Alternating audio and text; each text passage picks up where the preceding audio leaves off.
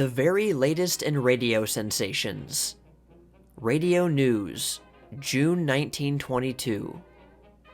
Ed Wynn is very much worked up about radio, ever since his show was broadcasted some weeks ago. The Perfect Fool threatens to become a choice specimen of radio nut. Having carefully addressed what appeared to be a soup plate in place of an audience for about 2 hours, and having been assured that his voice was being carried to millions all over the United States, Ed simply had to find out what it was all about.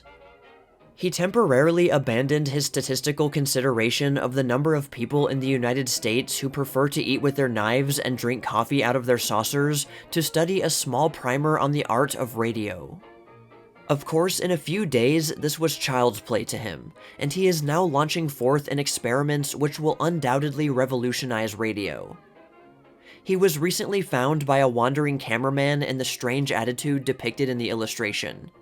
In response to a request for information, he carefully explained that radio signals travel around the world 8 times a second, and that there is no reason why the waves started off on their mad career a few weeks ago by his voice should not still be dashing around the world.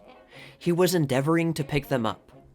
He was not quite sure what he would do with them if he did pick them up, but there was some vague suggestion about using them for running his automobile or something. Mr. Wynn assured the cameraman, however, that the real reason for sitting on the radiator was to keep warm. The girls at Radcliffe College have developed a new thrill. The life of the college girl, in spite of all its little intricacies and complications, was threatening to become dull. How can a flapper properly and efficiently flap if things are so terribly apparent?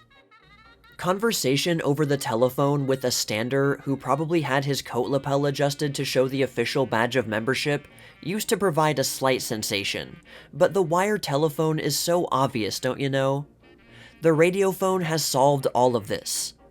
The girls in the illustration have just connected by radio with someone who has the loveliest voice, and they are trying to decide what he looks like. He says he is an amateur, and that doesn't sound quite so interesting, although now and then it is rather amusing.